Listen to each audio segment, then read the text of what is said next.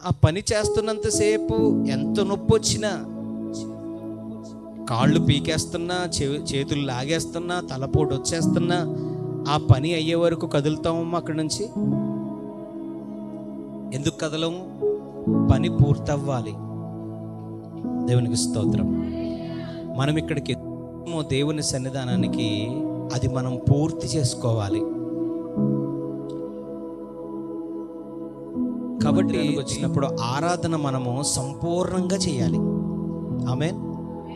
ప్రార్థన చేసినా సంపూర్ణంగా ఉండాలి, ఆరాధన చేసినా సంపూర్ణంగా ఉండాలి, వాక్యం విన్నా సంపూర్ణంగా వినాలి. దేవునికి స్తోత్రం. ఇంకా చెప్పాలంటే మొదటి ప్రార్థన నుంచి చివరి ప్రార్థన వరకు ఆరాధనలో సంపూర్ణంగా ఉండాలి. ఎప్పుడు కూడా సత్యం, వాక్యం ఎప్పుడు కూడా మనల్ని ఉన్నట్టుగా సూటిగా మాట్లాడుతుంది. ఎవరైతే వాక్యానికి తలొగ్గుతారో దేవుని వాక్యం వారిని హెచ్చిస్తుంది. ఎందుకంటే దేవుని వాక్యానికి వారు పెద్దపీట వేశారు కాబట్టి. దేవునికి ఇచ్చే ప్రాధాన్యత ఏంటి? లోకంలో ఉన్న వాటి కోసం మనం ఇచ్చే ప్రాధాన్యత ఏంటి? లోకంలో ఉన్నవన్నీ మీకు ఆశీర్వాదకరంగా మారాలి అంటే దేవునికి మొదటి ప్రాధాన్యత ఇవ్వాలి మీరు. అట్టి కృప మనకి కలుగును గాక. హెబ్రీయులకు రాసిన పత్రిక 12వ అధ్యాయము 14వ వాక్యం నుంచి మనం చదువుకుందాం. అందరితో సమాధానమును, పరిశుద్ధత లేకుండా ఎవడునో ప్రభువును చూడడు. మీలో ఎవడైనను దేవుని కృపను పొందకుండా తప్పిపోవునేమో అనియు, చేదైన వేరు ఏదైనను మొలచి కలవరపరుచుట వలన అనేకులు అపవిత్రులైపోవుదురేమో అనియు, ఒక పూట కూటి కొరకు తన జ్యేష్ఠత్వపు హక్కును అమ్మివేసిన ఏసావు వంటి భ్రష్టుడైనను వ్యభిచారి అయినను ఉండినేమో అనియు జాగ్రత్తగా చూచుకొనుడి. ఏసావు ఆ తరువాత ఆశీర్వాదము పొందగోరి కన్నీళ్లు విడుచుచు దానికోసరము శ్రద్ధతో వెదికినను మారు మనస్సు పొందనవకాశము దొరకక విసర్జింపబడినని మీరు ఎరుగుదురు. దేవునికి మహిమ కలుగునుగాక. పత్రిక 12వ అధ్యాయము 14వ వాక్యంలో ఒక మాట మీకు నేను తెలియపరచాలని ఆశపడుతున్నాను. పరిశుద్ధత లేకుండా ఎవడును ప్రభువుని చూడడు. అందరూ చెప్పండి, మళ్ళీ చెప్పండి. ఏమి లేకపోతే మనం ప్రభువుని చూడలే. హంస, నువ్వు ఎందుకు రక్షణ తీసుకున్నావు? పరిశుద్ధంగా ఉండడం కోసం. మెర్సీ, నువ్వు ఎందుకు రక్షణ తీసుకున్నావు? అమ్మా, దేవుని వాక్యానుసారంగా నడుచుకోవడం కోసం. టైటస్ గారు, మీరు రక్షణ ఎందుకు తీసుకున్నారు? నిత్యము ఆయనతో ఉండడానికి. సరే, మీరందరూ భక్తి ఎందుకు చేస్తున్నారు అమ్మా?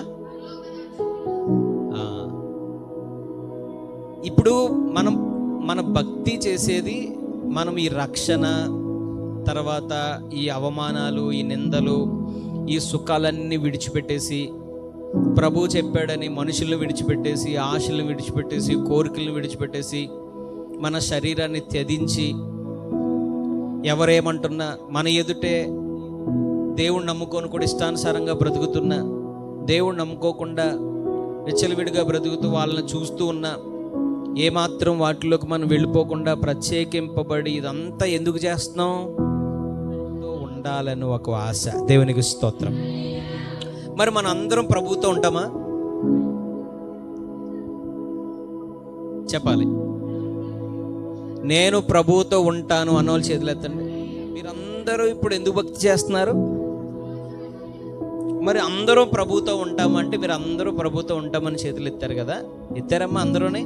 రైట్. ఇప్పుడు వాక్యం విన్న తర్వాత ప్రభువుతో ఉంటామా లేదా అనేది మనం ఒకసారి ఆలోచించుకోవాలి. పరిశుద్ధత లేకుండా ఎవడును ప్రభువుని చూడడు. ఏం లేకుండా. పరిశుద్ధత అంటే పవిత్రత, పరిశుభ్రత. బయట పరిశుభ్రత కాదు, మంచిగా మేకప్ చేసుకోవడం కాదు, మంచి బట్టలు వేసుకోవడం కాదు. దేవుడు కోరుకునే పరిశుద్ధత ఏంటంటే అంతరంగములో పరిశుద్ధత. దేవునికి స్తోత్రం. అలాని శుభ్రంగా ఉండొద్దని కాదు, మంచి బట్టలు వేసుకోవద్దని కాదు. మనం మంచిగా అందంగా తయారవ్వాలి, కానీ ఓవర్గా తయారవ్వకూడదు అంతే. దేవునికి స్తోత్రం. దేవుని వాక్య ప్రకారం ఎలాగుండాలో అలా మంచిగా దేవునికి మహిమ కలుగునట్లుగా అందంగా తయారవ్వాలి. దేవుని నామానికి అవమానకరంగా ఎక్కడ తయారవ్వకూడదు. దేవునికి స్తోత్రం. మొన్న నేను ఒక పెళ్లికి వెళ్ళాను, క్రైస్తవ వివాహం, చాలా పెద్ద పాస్టర్ గారి వివాహం. అది వివాహం అంతా ఆత్మీయంగా జరిగింది, ఇద్దరు సేవకుల పిల్లలు. కానీ ఆ వివాహానికి వచ్చినటువంటి అనేక మంది యవ్వన పిల్లలు ఉన్నారో వారి బట్టలు చూస్తే నాకు కోపం వచ్చింది. వాళ్ళ బట్టలు ఎలా ఉన్నాయంటే ఈ జబ్బల వరకే ఉన్నాయి, అక్కడి నుంచి లేదు. మరి క్లాత్ సరిపోలేదేమో. రెండవది, ఈ ఈ బ్లౌజ్ వేసుకుంటారు కదా, అది ఇక్కడ వరకు వేసుకోవాలి, వాళ్ళు ఇక్కడ వరకు వేసుకున్నారు. క్రైస్తవ పిల్లలు వేసుకొని మళ్ళీ ఆ చున్నీ కూడా, చున్నీయా బయట చెంగ ఉంటుంది కదా, అది పూర్తిగా కప్పుకోవాలి కదా, మళ్ళీ సగం వదిలేశారు. ఎంత బాధ కలిగిందంటే పరిశుద్ధమైన వివాహానికి వచ్చి ఇంత అపవిత్రంగా ఎలాగ అసలు దైవ సన్నిధికి వెళ్ళేటువంటి పిల్లలైన మనము ఎప్పుడూ కూడా డ్రెస్ విషయంలో చాలా జాగ్రత్తగా ఉండాలి. శృతి మించిన సోకులకు మనము పోకూడదు. పద్ధతిగా, దేవునికి మహిమకరంగా, అది మగవారైనా ఆడవారైనా ఎవరైనా సరే అది దేవునికి మహిమ కలిగే విధంగానే మన సిద్ధపాటు ఉండునుగాక. దేవునికి స్తోత్రం. ఇప్పుడు మన అంతరంగములో పరిశుభ్రతను చూస్తున్నాడు, కోరుకుంటున్నాడు. చూడండి మత్తయి సువార్త 5వ అధ్యాయం చూడండి. హృదయ శుద్ధి గలవారు ధన్యులు. హృదయ శుద్ధి అంటే పాపము లేకపోవడం. నిజమంట లేని వారు ఎవరు లేరు. అలా అంటే పాపం ఉన్నది కాబట్టి ఇంకెవరు కూడా ప్రభువును చూడలేరు. అయితే ఇక్కడ దేవుని వాక్యం చెప్తున్నది ఏమిటంటే, జాగ్రత్తగా వినండి. హృదయ శుద్ధి అంటే కేవలము పూర్ణంగా ప్రభువుతో మన హృదయం అంతా నిండిపోయి ఉండడం. ఇంకా చెప్పాలంటే కల్తీ లేని హృదయము. ఏం హృదయం అండి? కల్తీ లేని హృదయమే నిజంగా దేవునికి ఇష్టమైన హృదయము. ఆయన ఎన్నుకున్నాడు కాబట్టి, మనల్ని ఆయన పరిశుద్ధపరిచాడు కాబట్టి, ఈ హృదయం అంతా ఎలా ఉండాలంటే కల్తీ లేని హృదయంగా, దేవునికి చెందిన హృదయంగా మన హృదయం మార్చబడాలి.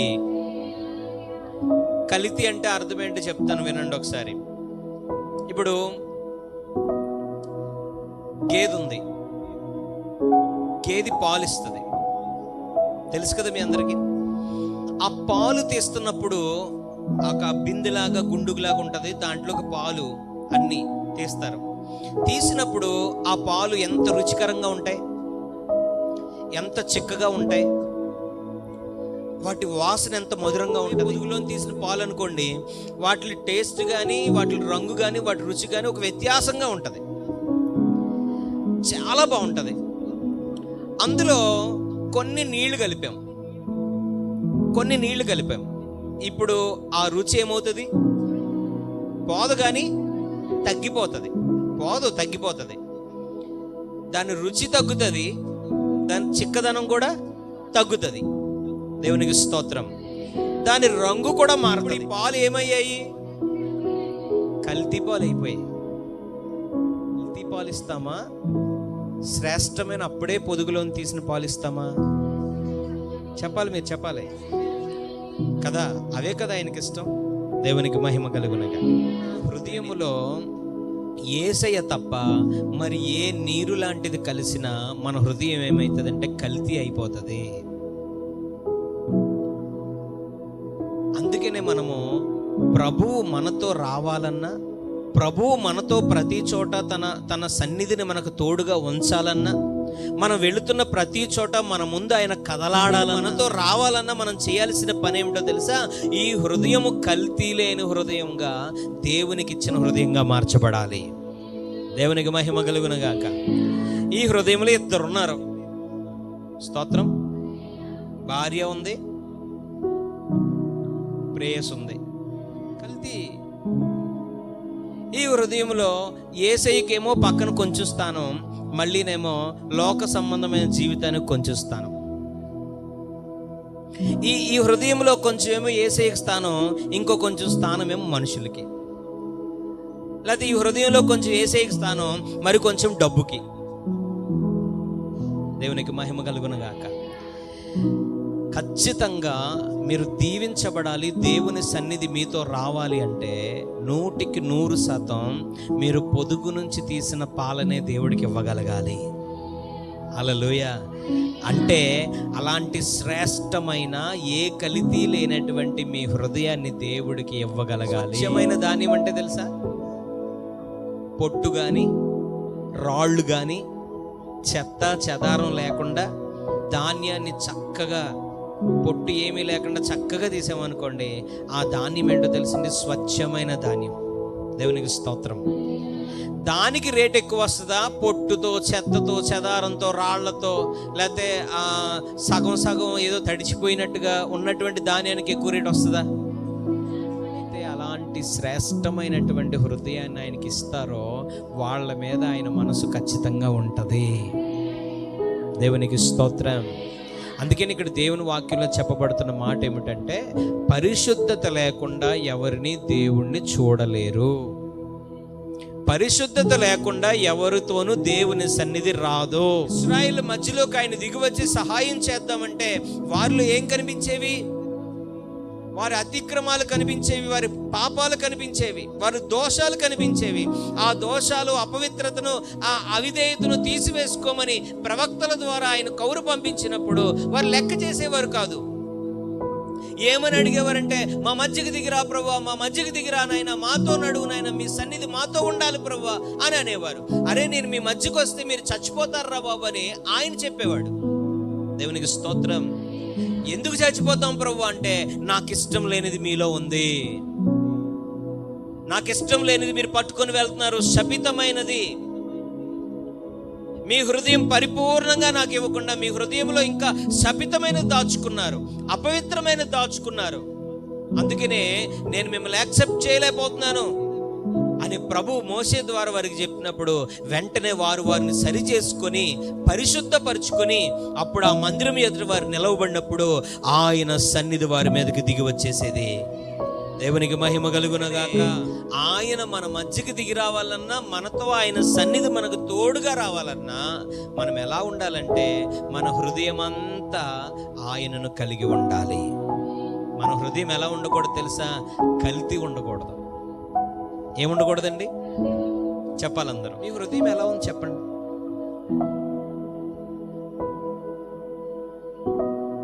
హల్లెలూయా. గమనించండి, దేవునికి ఎలాంటి హృదయం కావాలంటే యథార్థమైన హృదయం కావాలి. ఉన్నది ఉన్నట్టుగా ఆయన దగ్గర ఒప్పేసుకునేవారు ఆయనకు కావాలి. దేవునికి స్తోత్రం. నేను ఈ పాపాన్ని జయించలేకపోతున్నాను ప్రభువా, బయటకు వద్దాం అనుకుంటున్నాను రాలేకపోతున్నాను ప్రభువా, మానాలనుకుంటున్నాను మానలేకపోతున్నాను ప్రభువా, నాకు నీ సహాయం కావాలి ప్రభువా అని ఎవరైతే ఆయన పాదాలు పట్టుకొని సత్యంతో యథార్థంగా ఉన్నది ఉన్నట్టుగా ఒప్పేసుకుని ప్రార్థన తెగ ఇష్టపడిపోతాడు ఆయన. స్తోత్రం. అబద్ధాలు ఆడేవాళ్ళు అంటే ఆయనకి, లోపల ఒకటి పెట్టుకొని బయట ఇంకోటి మాట్లాడేవాళ్ళు అంటే ఆయనకి ఇష్టం ఉండదు. మనుషులతో మాట్లాడినట్టుగా ఒక్కోసారి దేవుడితో కూడా మనం మాట్లాడేస్తాం, అవునా కదా? మనుషులతో మాట్లాడినట్టే దేవుడితో కూడా మాట్లాడేస్తాం. నా గురించి నీకు తెలియదా ప్రభువా? మరి తెలియదు ఆయనకి మన గురించి?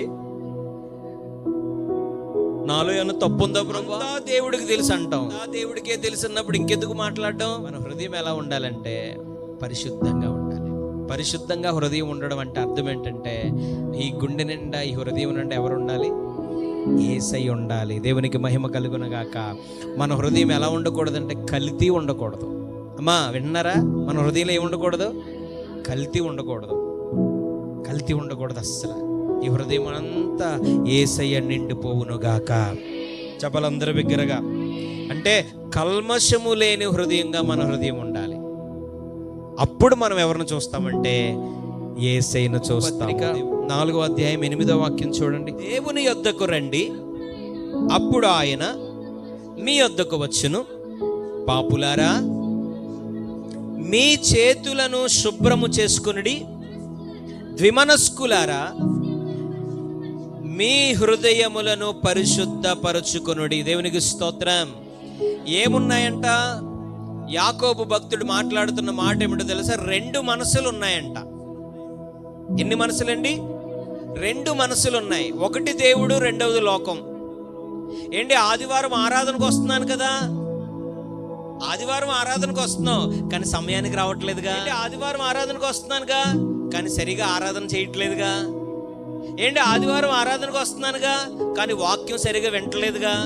పరిపూర్ణంగా దేవుని వైపు త్రిప్పబడని మనసు.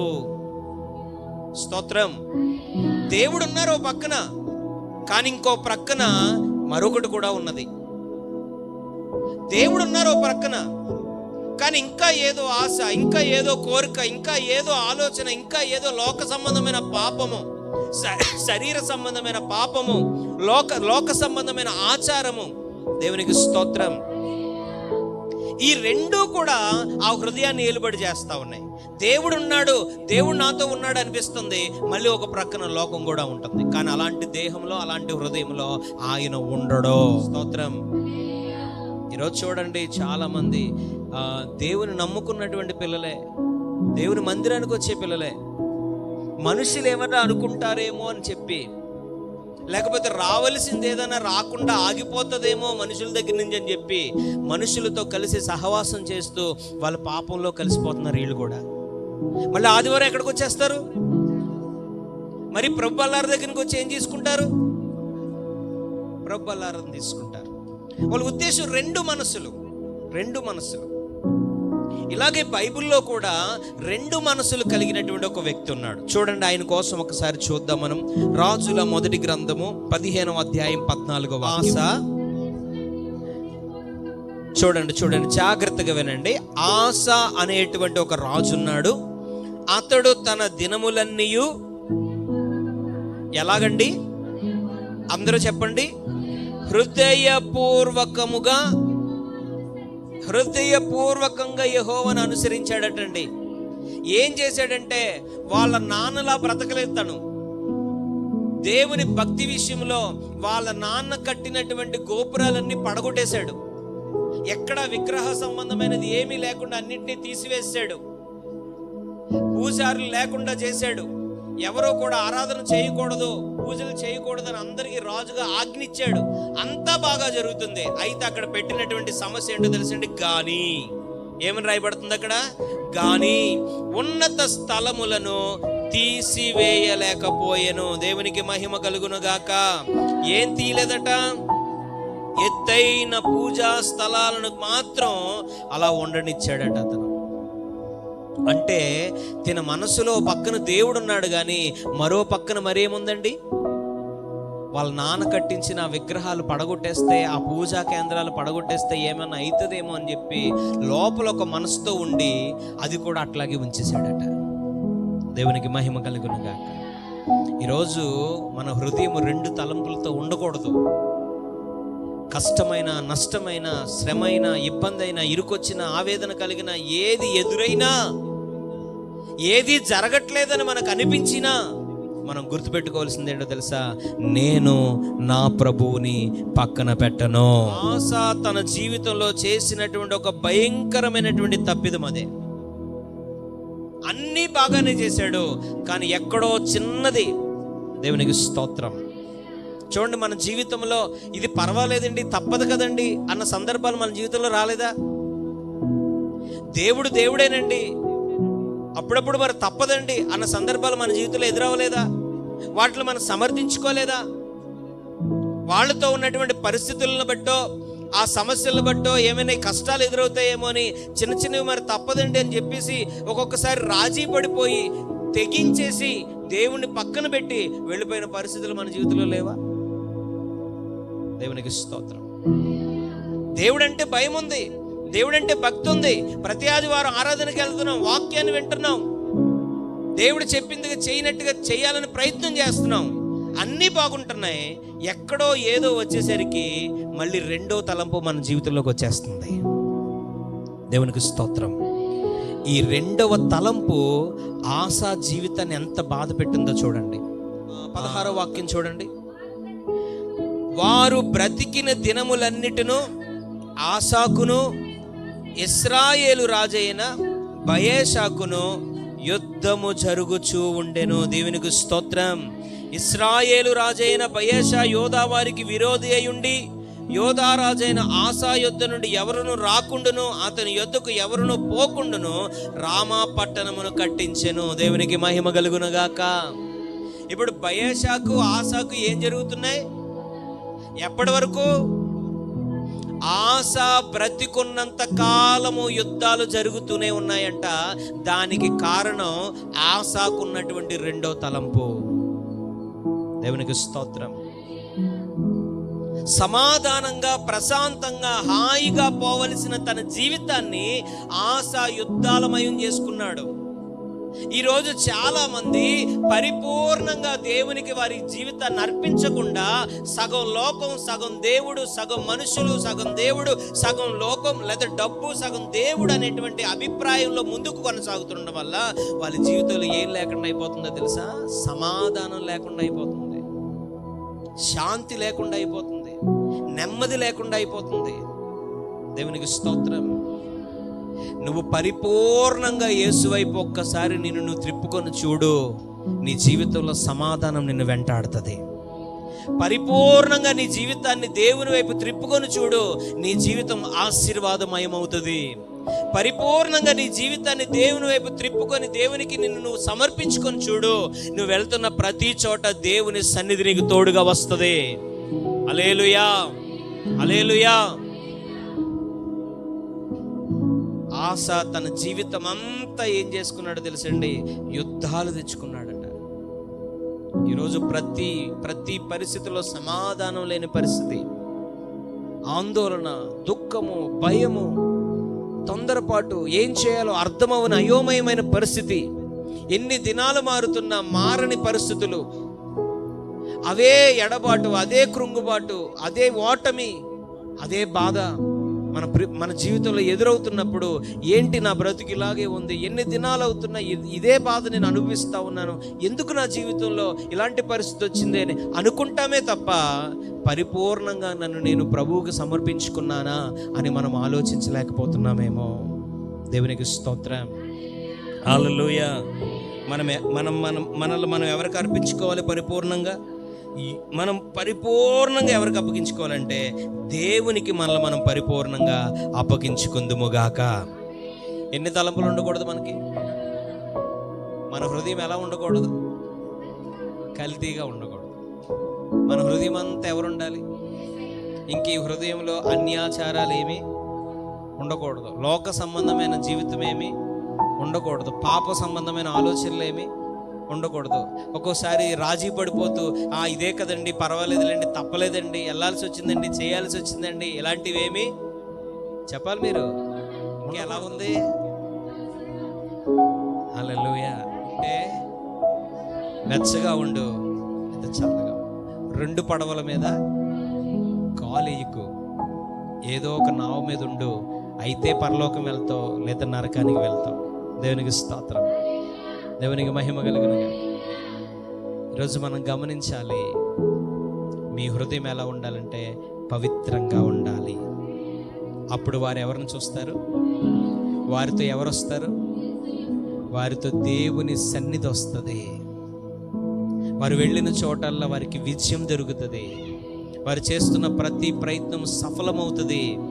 దేవుడు అంటే వారికి ఏంటో అర్థమవుతుంది. ఎందుకంటే దేవుని కార్యాలు వారు నేరుగా చూడగలుగుతారు. రెండు తలంపుల వలన ఈరోజు నష్టపోతున్నది ఎంతో ఉంది. ఈ రోజైనా సరే పరిశుద్ధాత్మ దేవుడు నీతో మాట్లాడుతుండగా రెండు తలంపులను విడిచిపెట్టి పరిపూర్ణంగా ప్రభువుకు సమర్పించుకోవడానికి కూడా నువ్వు నిలబడగలిగితే నీ జీవితంలో ఆయన కార్యాలు ప్రారంభమవుతాయి. ఏ తలంపుతో ఉండకూడదు? మన హృదయం ఎలా ఉండాలి? ఎలా ఉండకూడదు? సామెతల గ్రంథం 4వ అధ్యాయం 23వ వాక్యం. నీ హృదయములో నుండి జీవధారలు బయలుదేరును, కాబట్టి అన్నిటికంటే ముఖ్యంగా నీ హృదయమును భద్రముగా కాపాడుకొనుము. ఆమేన్ చెప్పండి. అని ఎలా కాపాడుకోవాలట? భద్రంగా కాపాడుకోవాలట. ఎందుకంటే ఈ హృదయం మోసకరమైనది. ఈ హృదయం మనలో ఉండి మనల్నే మోసం చేసేస్తుంది, మనల్నే నాశనం వైపు నడిపించేస్తుంది, మనకి తెలియకుండానే మనలో ఊబిలో పడేస్తుంది. అందుకనే ఈ హృదయాన్ని ఎప్పుడు ఎలా కాపాడుకోవాలంటే భద్రంగా కాపాడుకోవాలట. ఎప్పుడు భద్రంగా ఈ హృదయం ఉంటుందంటే, మన హృదయం అంతా యేసయ్యతో నిండిపోయి ఉన్నప్పుడు ఈ హృదయం భద్రంగా ఉంటుంది. దేవునికి మహిమ కలుగును గాక. 2వ పత్రిక 7వ అధ్యాయం 1వ వాక్యం చూడండి. అధ్యాయము 1వ వాక్యంలో, ప్రియులారా, మనకు ఈ వాగ్దానములు ఉన్నవి కనుక దేవుని భయముతో పరిశుద్ధతను సంపూర్తి చేసి శరీరమునకును ఆత్మకును కలిగి ఉన్న సమస్త కల్మషము నుండి మనల్ని మనము పవిత్రులుగా చేసుకోవాలి. దేవునికి మహిమ కలుగునగాక. దేవుని భయముతో ఎప్పుడైతే మనము బ్రతుకుతామో అప్పుడు మనం పరిశుద్ధంగా ఉండగలుగుతాము. ఆమేన్. ఎవరంటే భయం ఉంటే? దేవుడు చూస్తున్నాడు, దేవుడు వింటున్నాడు, దేవుడు నాతో వస్తున్నాడు, దేవుడు అన్ని ఆయనకు తెలుసు అన్న భయము మనకుంటే మనం ఎలా ఉంటాం? పరిశుద్ధంగా ఉంటాం. దేవునికి స్తోత్రం. చూడండి, ఇప్పుడు మనం ఇక్కడ అందరూ వాక్యం వింటున్నాం కదా, ఇక్కడ నేను వాక్యం వింటున్నప్పుడు దేవుడు నన్ను చూస్తున్నాడు అని భయం మనకు ఉందనుకోండి, మనం వాక్యాన్ని ఎలా వింటాం? ఆరాధన ఎలా చేస్తాం? ఇప్పుడు యేసుప్రభు గేటు దగ్గర నిలబడి 11 గంటలకు వచ్చే వాళ్ళందరికీ హాజరేస్తున్నాడు అనుకోండి, ఏం చేస్తాం? ఏ ఆదివారం రాలేదు వాళ్ళకి ఆబ్సెంట్ వేస్తున్నాడు అనుకోండి, ప్రతి ఆదివారం వస్తామా లేదా?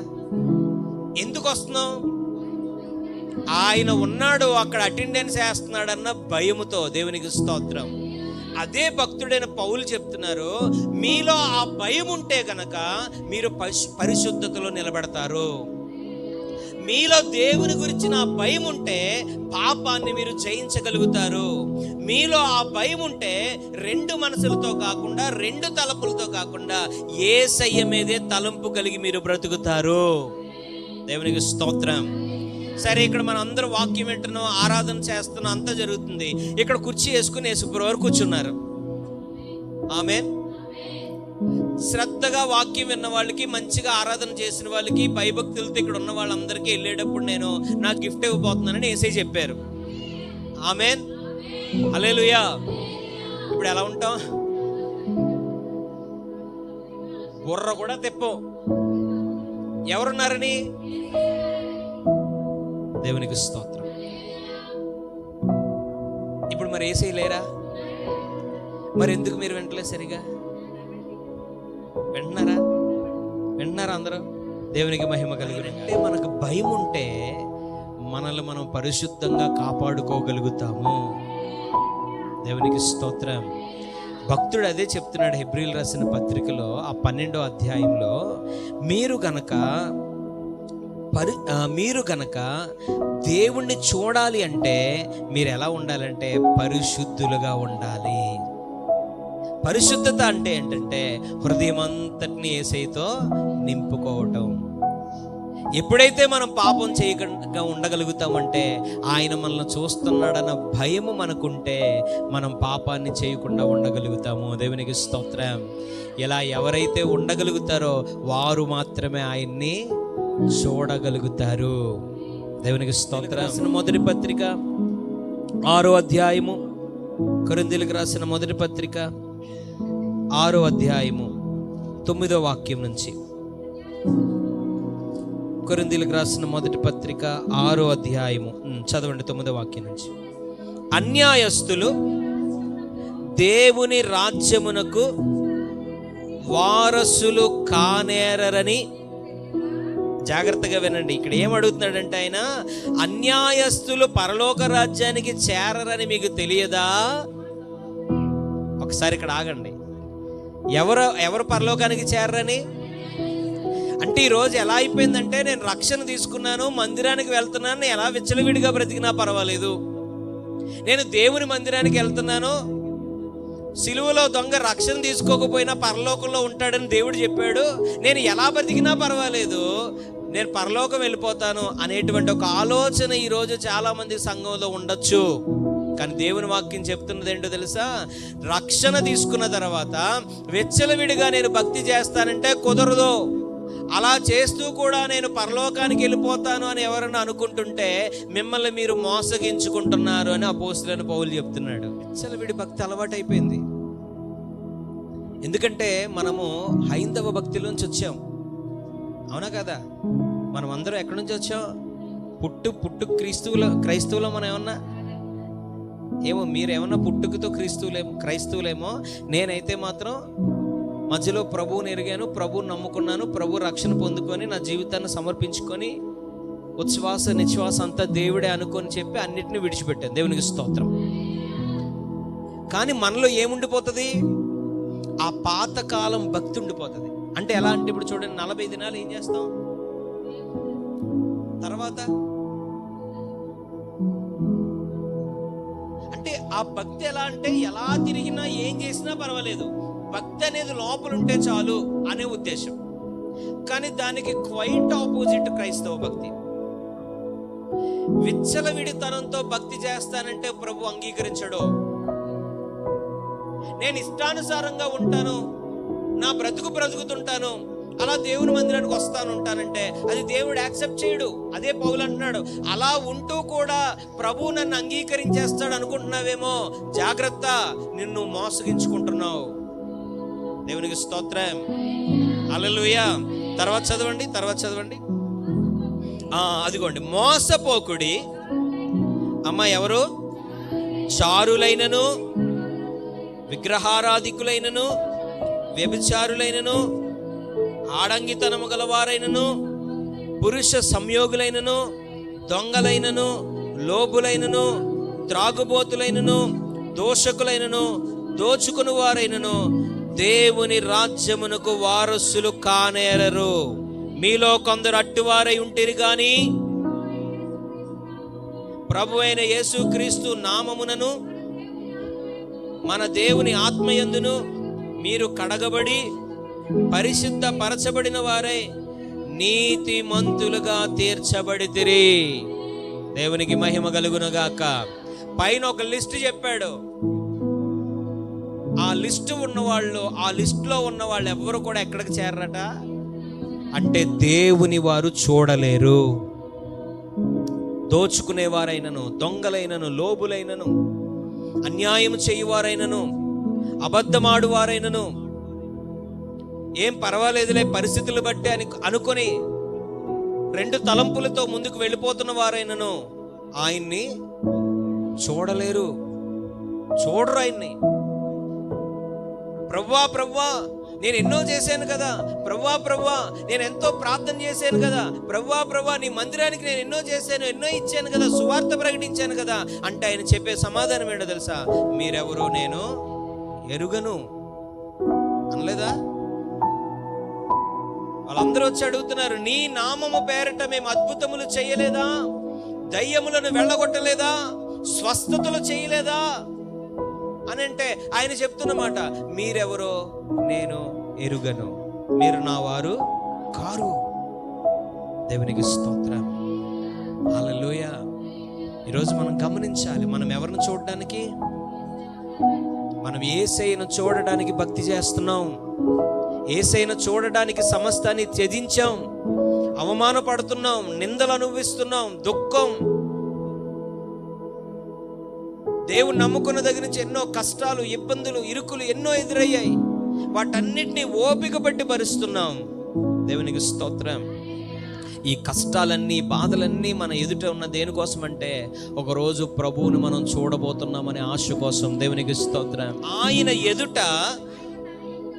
ఆయన తన ఎదుట 12వ అధ్యాయం 2వ వాక్యంలో మధ్యలో నుంచి, ఆయన తన ఎదుట ఉంచబడిన ఆనందము కొరకై అవమానమును నిర్లక్ష్యపెట్టి సిలువను సహించి దేవుని సింహాసనం యొక్క కుడి పార్శ్వమున ఆసీనుడై ఉన్నాడు. దేవునికి స్తోత్రం. ఆయన తన ఎదుట ఉంచబడిన ఆనందము కొరకు, ఏంటి ఆయన ఆనందం అంటే, తండ్రి ఏది చెప్పాడో తన చిత్తాన్ని చేస్తున్నాను, నాకు అదే ఆనందము. దేవునికి స్తోత్రం. తండ్రి ఏం చెప్పాడంటే సిలువ మరణం అనుభవించన్నాడు, సర్వ మానవాళి కోసం కొరడా దెబ్బలు భరించన్నాడు, సిలువను మొయ్యి అని చెప్పాడు. వారందరి ఆనందం కోసం, లేకపోతే దేవుని యొక్క తండ్రి అయిన దేవుని యొక్క ఆనందం కోసం ఆ శ్రమనంతటిని ఆయన ఏం చేశాడట, అనుభవించాడంట. దేవునికి మహిమ కలుగునుగాక. ఆనందం కోసం అంటే మనందరం ఎక్కడుండాలని, దేవుని సన్నిధిలో ఉండాలని, అది దేవుని చిత్తం యొక్క నెరవేర్పని తను ఆ శ్రమలన్నీ సహించడానికంట ఆనందంగా వాటన్నిటిని ఇష్టపడ్డాడట. దేవునికి స్తోత్రం. చివరికి ఆ శ్రమలన్నీ అనుభవించిన తర్వాత ఆయన ఎక్కడున్నాడు, తండ్రి కుడి పార్శ్వమున ఆసీనుడయ్యాడు. దేవునికి స్తోత్రం. అంటే ఈ వాక్యం మనకు చెప్తున్న మాట ఏమిటో తెలుసా, మనం ఈ కష్టాలను, ఈ శ్రమలను, ఇబ్బందులను లోకంతో పాటు మనం ప్రయాణం చేయకుండా, లోకం ఒక వ్యత్యాసమైన ఆనందంలో వెళ్తుంది, లోకం ఒక వ్యత్యాసమైన సుఖంలో వెళ్తుంది, లోకం ఒక వ్యత్యాసమైన పరుగులో వెళ్తుంది. ఆ పరుగుల్ని, ఆ సోకుల్ని, ఆ విషయాలన్నీ చూసి వీటన్నిటికీ నేను దూరం అయిపోతున్నానే, వీటన్నిటినీ కోల్పోతున్నానే అని ఒక ఆందోళనతో వాటన్నిటిని జయించి విడిచిపెట్టి ఆ ఆనందాన్ని అంతటిని మనం పక్కన పెడుతుంది. ఎందుకో తెలుసండి, అంతకన్నా శాశ్వతమైన ఆనందమైన ప్రభువుని చూడడానికి. ఇవన్నీ సగంలోనే ముగిసిపోతాయి, ఇవన్నీ అంతరించిపోతాయి, ఇవన్నీ నాశనం అయిపోతాయి. కానీ నిత్యము ఉండేది ఏంటంటే దేవుని సన్నిధి. హల్లెలూయా. ఆ సన్నిధికి వెళ్ళడానికట తన్ను తాను అర్పించుకున్నాడు. ఆ శ్రమలన్నింటినీ ఏం చేశాడంటే ఆయన ఇష్టపడ్డాడు. దేవునికి మహిమ కలుగునుగాక. ప్రియమైన సంగమా, మనం కూడా ఈ శ్రమలు, ఈ కష్టాలు, ఈ నిందలు, ఈ బాధలు ఇవన్నీ ఎందుకంటే ఒకరోజు ఆయన సన్నిధిలో మనం ఉండబోతున్నాం, ఆయన సముఖములో మనం ఉండబోతున్నాం. ఆయన సముఖములో మనం ఆయనతో పాటు ప్రక్కన కూర్చొని దేవదూతలకు తీర్పు తీర్చబోతున్నాము. హల్లెలూయా. ఎవరికండి? దేవదూతలకి తీర్పు తీర్చేవారుగా మీరున్నారని మీరు ఎరుగరా అంటాడు పౌలు గారు. దేవునికి స్తోత్రం. పరలోకంలో గొప్ప ఆధిక్యత మనకి ఇవ్వబోతున్నాడు. అవి జరిగించడానికే ఈరోజు ప్రభువు మనల్ని ఎన్నుకొని నడిపిస్తున్నాడు. అందుకే మన హృదయాన్ని మనం ఎలా పెట్టుకోవాలి? ఎన్ని తలంపులు ఉండకూడదు? యేసయ్య అనే ఒక్క తలంపు మాత్రమే మనలో ఉండునుగాక. ఆమేన్. హల్లెలూయా. యేసయ్య అనే ఒకే తలంపు మనలో ఉండునుగాక. పరిశుద్ధతకి ప్రాధాన్యత ఇద్దుముగాక. అపవిత్రపరుచుకోవడానికి మనల్ని మనం ఎక్కడ ఒప్పుకోకూడదు. ఆమేన్. మన చెవులు, మన చేతులు, మన కాళ్ళు, మన శరీరం, మన హృదయం ఎక్కడా ఏ పరిస్థితుల్లో కూడా అపవిత్రపరచబడకూడదు. అందుకు మనం ఇష్టపడకూడదు. దేవునికి స్తోత్రం. రాసిన పత్రికలో 12వ అధ్యాయంలో ఒక మాట చెప్పి నేను ముగించేస్తాను. 16వ వాక్యం. ఒక్క పూట కూటి కోసం తన జ్యేష్ఠత్వపు హక్కును అమ్మివేసిన ఏసావు వంటి భ్రష్టుడైనను వ్యభిచారి అయినను ఉండినేమో అనియు జాగ్రత్తగా చూచుకొనుడి. హల్లెలూయా. ఒకసారి అందరూ చెప్పండి, 2 చేతుల పైకెత్తి హల్లెలూయా. ఎవరండి ఈయన? యాసావు. యాసావు సహోదరుడు ఎవరు? యాకోబు. యాకోబుకి తండ్రి ఎవరు? ఇస్సాకు తండ్రి ఎవరు? అబ్రహాము తండ్రి ఎవరు? ఇప్పుడు యాసావు అంట బయటికి వెళ్ళి వచ్చాడు. వచ్చేసరికి యాకోబు మంచి కూర వండుతున్నాడు. ఆ కూరని ఇప్పుడు యాసావు చూశాడు. చూసి ఆ కూర నాకు ఇవ్వి అన్నాడు. నేను ఇవ్వనురా అన్నాడు. ఇవ్వరా అంటే, ఇవ్వాలంటే మరి నాకేమన్నా నువ్వు ఇవ్వాలి అన్నాడు. ఏం కావాలరా చెప్పు, ఇచ్చేస్తాను నీకు అన్నాడు. నువ్వేం అడిగితే అది ఇస్తాను అంటే, నీ జ్యేష్ఠత్వపు హక్కునిచ్చే అన్నాడు. దేవునికి స్తోత్రం. నీ జ్యేష్ఠత్వపు హక్కునిచ్చేసే అన్నాడు. అదెందుకురా బాబు, నేను చచ్చిపోయేలా ఉన్నాను ఇప్పుడు, అది నాకేమన్నా ఉపయోగపడుతుందా, ఇచ్చేస్తాను నీకు అని చెప్పేసి ఒట్టు పెట్టేశాడు. ఆ ఎర్రగా యాకోబు ఉన్నట్టు కూర తినేసాడు. తినేసి అమ్మయ్య కడుపు నిండిందిరా బాబు అని చెప్పేసి వెళ్ళిపోయాడు. దేవునికి స్తోత్రం. కానీ ఏం కోల్పోయాడు? జ్యేష్ఠత్వపు హక్కు అనేది చాలా విలువైనది. ఆమేన్. జ్యేష్ఠత్వపు హక్కు అనేది కుటుంబములో ఎవరికైతే ఉంటుందో వారికి 2 దీవెనలు ఉంటాయి, 2 పాళ్ళు ఆస్తి ఇస్తారు వాళ్ళకి. దేవునికి స్తోత్రం. హల్లెలూయా. ఇప్పుడు దేవుడు ఆ జ్యేష్ఠత్వపు హక్కుని ఎవరికి ఇచ్చాడు? యాసావుకి ఇచ్చాడు. యాసావుకిచ్చి ఆ జ్యేష్ఠత్వపు హక్కు నువ్వు అనుభవించంటే, ఈ జ్యేష్ఠత్వపు హక్కుని యాసావు ఒక్క పూట, ఇంకా చెప్పాలంటే దేవునికి స్తోత్రం, తన హక్కుని ఏం చేశాడు? అమ్మేసుకున్నాడట.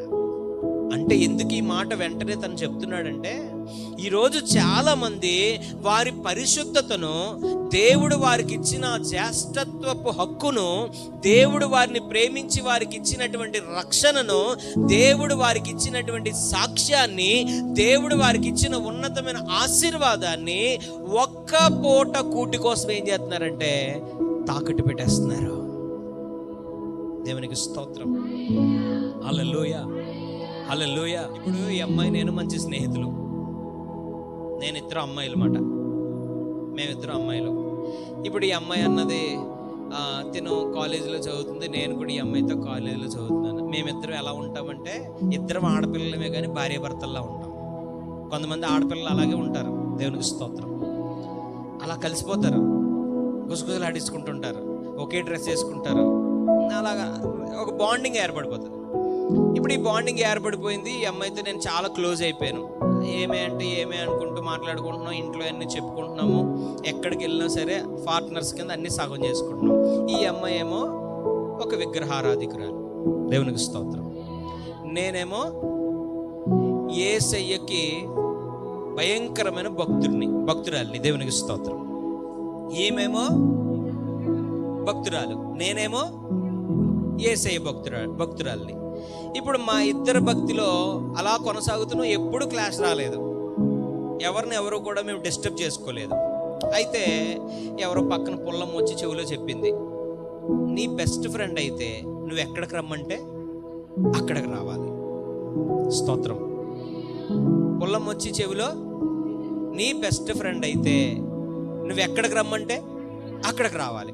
ఒకవేళ రాలేదు అంటే యాక్టింగ్, అదంతా నీ దగ్గర ఏదో ఆశించి యాక్టింగ్ చేస్తుంది అని చెప్తే ఇంక ఈ బుర్ర మెదిలిపోతుంది, కడుపు ఉబ్బిపోయింది, బుర్ర మెదిలిపోతుంది, ఈ పురుగు లోపల తిన్నంగా ఉండట్లేదు, ఎందుకు అనుకుంటుంది, మళ్ళీ ఎందుకో ఆగిపోతుంది. మొత్తానికి ధైర్యం చేసి ఏమే మరి నేను నిన్ను ఒకటి అడగాలనుకుంటున్నాను అన్నది. చెప్పు అంటే, నువ్వు నాకు బెస్ట్ ఫ్రెండో కదంటే, చాలా బెస్ట్ ఫ్రెండ్ నేను, నీకోసం ఏం చేయమంటే చేసేస్తాను.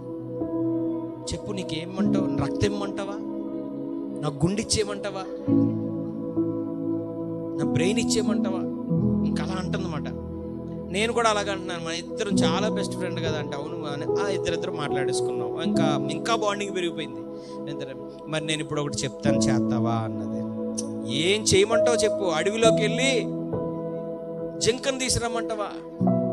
దేవుని స్తోత్రం. ఇలా అన్నీ అడిగితే, అది ఏం కాదే, నేను ఈరోజు ఒక సినిమాకి టికెట్ తీసాను, నువ్వు కూడా రావాలి అన్న. దేవునికి స్తోత్రం. ఎక్కడికి రావాలట? ఎక్కడికి రావాలి? నేనెవరిని? ఈవిడెవరు? ఇప్పుడు ఏం చేయాలి నేను? భలే చెప్తారు మీరు. దేవునికి స్తోత్రం. స్నేహమేరా, స్నేహమేరా, స్నేహమేరా, స్నేహమేరా. నరాల్లో ఏముంది? స్నేహం, స్నేహం, స్నేహం, స్నేహం. దేవునికి స్తోత్రం. ఇప్పుడు ఆ పాట గుర్చేస్తుంది అమ్మాయి చేస్తే, ఇంకేం చేస్తాను, తప్పదు కదా. సరే అని చెప్పేసి ఇద్దరం కలిపి ఏం చేసాం, సినిమాకి వెళ్ళిపోయాం. సినిమాకి వెళ్ళిపోయి, ఓకేనా, సంతోషమా నువ్వు అన్నది. సంతోషం అన్నది. ఇప్పుడు నా చెవిలో కూడా ఇలాంటి వాళ్ళు ఎవరో వచ్చి నా చెవిలో కూడా ఒక మెలికేశారు, నువ్వు మొన్న సినిమాకి వెళ్ళిపోయావు కదా, నీ చర్చికి రమ్మని అడుగు అన్నారు. దేవునికి స్తోత్రం. ఇప్పుడు నేను కూడా ఆ ప్రళయ గీతాలు, విలాప గీతాలు అన్నీ పాడేశాను. పాడైతే ఈ అమ్మాయి కూడా చర్చికే కదా వచ్చేస్తాను నేను చెప్పేసి వచ్చేసింది. దేవునికి స్తోత్రం. ఇప్పుడు మా స్నేహం ఎలా ఉంది చెప్పాలందరూ? చాలా స్ట్రాంగ్గా ఉంది. ఈమె భక్తి స్ట్రాంగ్గానే ఉంది. ఈమెకి దేవునికి, వాళ్ళ దేవునికి ఏం ప్రాబ్లం లేదు. ఎందుకంటే వాళ్ళ దేవుడు అలా ఏం చెప్పలేదు. దేవునికి స్తోత్రం. కానీ ఇక్కడ నాకు నా దేవుడికి ఏమొచ్చేసింది చెప్పాలి మీరు? వైరం వచ్చేసింది. ఈవిడి దేవుడు బాగానే ఉన్నారు, ఈమెకి నాకు స్నేహం బాగానే ఉంది. కానీ నష్టపోయింది ఎవరంటే, నేను నా దేవునితో ఉన్న సంబంధాన్ని ఏం చేశానంటే, ఒక్క పూట సినిమా కోసం లేకపోతే ఒక పూట కూటి కోసం దేవుడు నాకు ఇచ్చిన జ్యేష్ఠత్వపు హక్కుని ఈ అమ్మాయి కోసం ఏం చేశానంటే నేను పాడు చేసుకున్నాను. దేవునికి స్తోత్రం. ఆ అమ్మాయి దగ్గర అబ్బాయిని పెట్టుకోండి, ఆ అమ్మాయి దగ్గర ఒక అలవాటుని పెట్టుకోండి, ఆ అమ్మాయి దగ్గర ఒక పాపాన్ని పెట్టుకోండి, ఆ సుగుణ దగ్గర మరి ఏదో పెట్టుకోండి.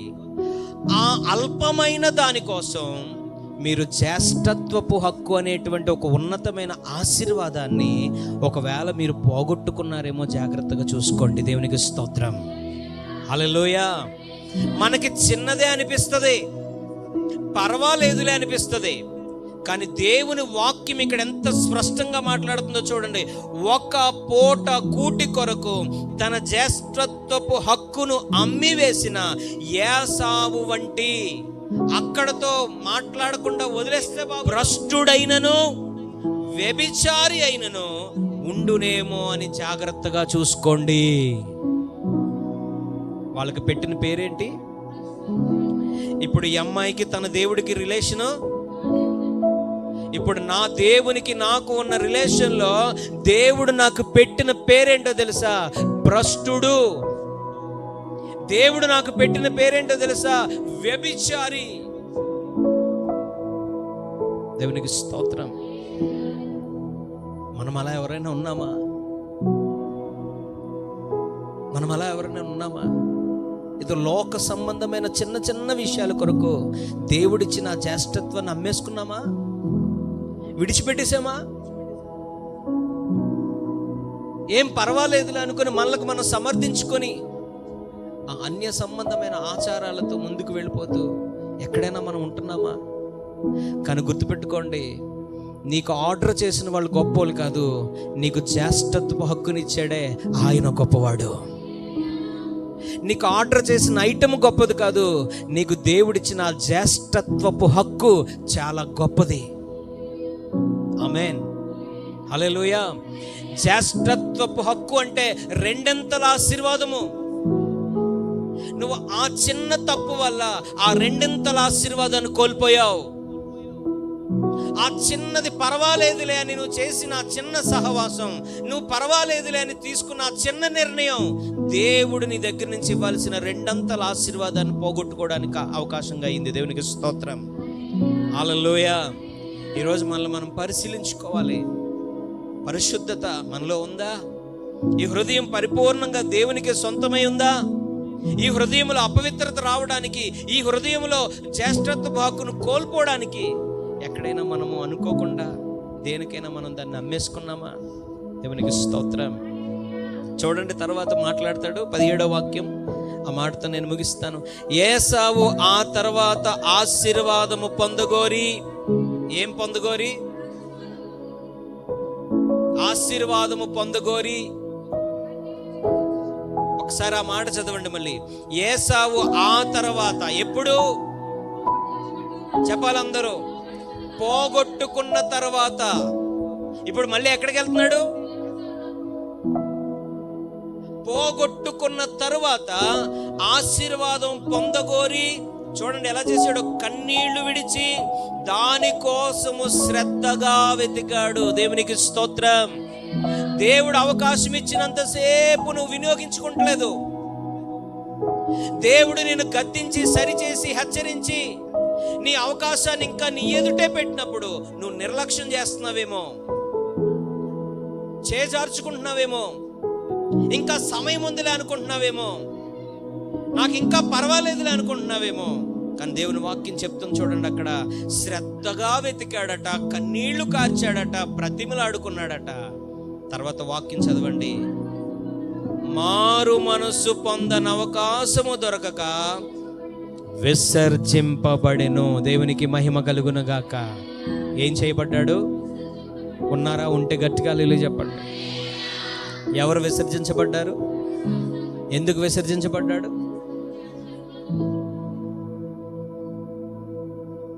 వదులుకున్న తర్వాత దేవుడు ఎన్నో అవకాశాలు ఇచ్చినా వాటిని అందిపుచ్చుకోలేదు. దేవునికి స్తోత్రం.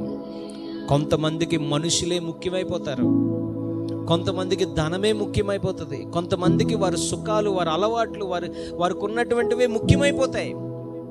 కానీ గుర్తుపెట్టుకోండి, వాటన్నిటికన్నా ముఖ్యమైనది ఏంటంటే దేవుడు నీకిచ్చిన జ్యేష్ఠత్వపు హక్కు ముఖ్యమైనది. హల్లెలూయా. దాన్ని నువ్వు జార విడుచుకున్నావు. ఈరోజు పరిశుద్ధాత్మ దేవుడు మరొకసారి నిన్ను హెచ్చరిస్తున్నారు. నీ ఎదురు పెట్టారు, నువ్వు సిద్ధపడితే మళ్ళీ నువ్వు దాన్ని పొందుకోవచ్చు.